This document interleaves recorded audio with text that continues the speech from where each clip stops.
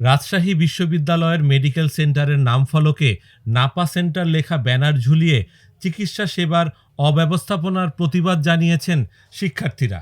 Dengue জ্বরে আক্রান্ত হয়ে এক শিক্ষার্থীর মৃত্যুকে কেন্দ্র করে এই প্রতিবাদ জানান তারা।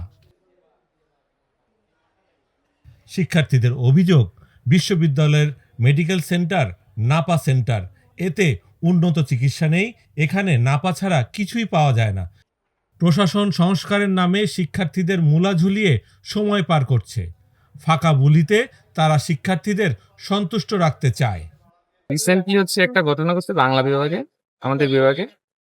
ওইখানে আমাদের একজন জুনিয়র, ও হচ্ছে ট্রিটমেন্টের জন্য ঐদিন গিয়েছিল হসপিটালে।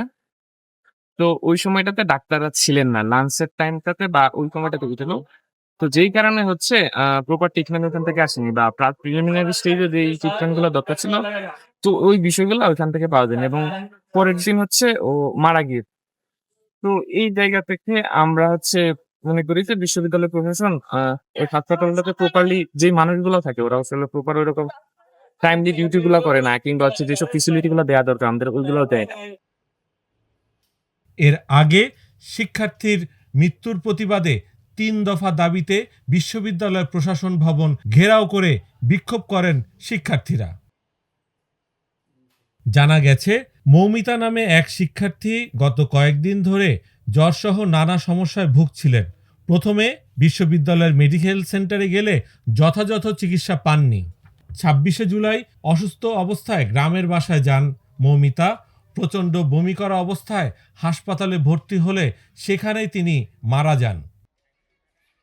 পর্যাপ্ত পরিমাণে একটা যে আমাদের শিক্ষার্থীদের দাবিগুলো হলো মৌমিতার পরিবারকে আর্থিক ক্ষতিপূরণ প্রদান, ক্যাম্পাসে নিয়মিত মশক নিধন কর্মসূচি বাস্তবায়ন এবং বিশ্ববিদ্যালয় চিকিৎসা কেন্দ্র সংস্কার করা। বিক্ষোভের পর বিশ্ববিদ্যালয় উপাচার্যকে স্মারকলিপি প্রদান করেন বিক্ষুব্ধ শিক্ষার্থীরা।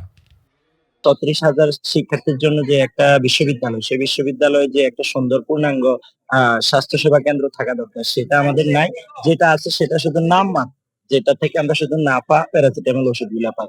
এ কারণে কিছুদিন আগে আমরা দেখেছি যে বাংলা ডিপার্টমেন্টের একজন শিক্ষার্থী আ অসুস্থ হয়েছে, মেবি ডেঙ্গুতে আক্রান্ত হয়েছে। পরবর্তীতে এই চিকিৎসা কেন্দ্রে নিয়ে যাওয়া হয়। নিয়ে যাওয়া হওয়ার পরে কোন চিকিৎসা সেবা দিতে পারেনি। পরবর্তীতে আ মেয়েটা মারা যায়। মারা যাওয়ার পরবর্তীতে বাংলা ডিপার্টমেন্টের শিক্ষার্থীরা উদ্যোগ নিল যে এটা আসলে আমাদের কোনো হসপিটাল হতে পারে না। এটা আমাদের কোনো স্বাস্থ্যকেন্দ্র হতে পারে না। এটাতে যেহেতু আমরা প্যারাসিটামল এবং নাপাই পাই এবং ডাক্তারের সুযোগ সুবিধা পাই না। একজন শিক্ষার্থী হিসাবে চিকিৎসা সেবা যতটুকু আমাদের পাওয়া প্রয়োজন একটা চিকিৎসা কেন্দ্র থেকে সেটুকু পাই না। সেই হিসাবে এটা নাম আমরা নাফা সেন্টার দিতে পারি, যেহেতু নাফা ট্যাবলেটই শুধু পাওয়া যায়। এই কারণে এটার নাম এখন থেকে নাফা সেন্টার। আর আমরা প্রশাসনকে বারবার বিভিন্ন সংগঠনের মাধ্যমে এটাকে হচ্ছে পূর্ণাঙ্গ একটা স্বাস্থ্য চিকিৎসা কেন্দ্র, ৫০ বেডের একটা স্বাস্থ্য চিকিৎসা কেন্দ্র করার জন্য বারবার বললেও ওনারা করছে না। এই কারণে শিক্ষার্থীরা গিয়ে নাফা সেন্টার লাগিয়ে দিয়েছে।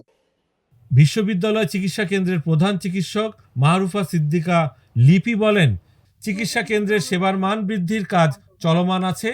আরও কিভাবে এই সমস্যার সমাধান করা যায় সে বিষয়ে আলোচনা চলছে। নাগর ইন্টারনেট দিয়ে কিভাবে দেখবো, প্রথমে একটু মন খারাপ হয়েছিল যে যেটা সত্যি হয় সেটা জুলাই দিল, খারাপ লাগলো। তো পরে দেখলাম যে কার ছেলেগুলো তো বুঝতেই তো তারা কেমন করছে, প্রচুর ওষুধ করছে, প্রচুর। এই কোম্পানির লোকরাই বলছে যে আগে আমি কখনো এত ওষুধ টোকেনটা তো আমাদের আইসিডিতে কন্ট্রোল হয়, এটা 8:30 থেকে 9:30, যেহেতু ফোন করে বলা হয়েছে। আগে ছিল 9:15 থেকে 1টা, যেহেতু আধা ঘন্টা আগানো হয়েছে, 8:30 করা হয়েছে। 8:30 থেকে দিয়ে 1/2 ঘন্টা কমানো হয়েছে। শনিবারটা খোলা আছে, পুরা খোলা।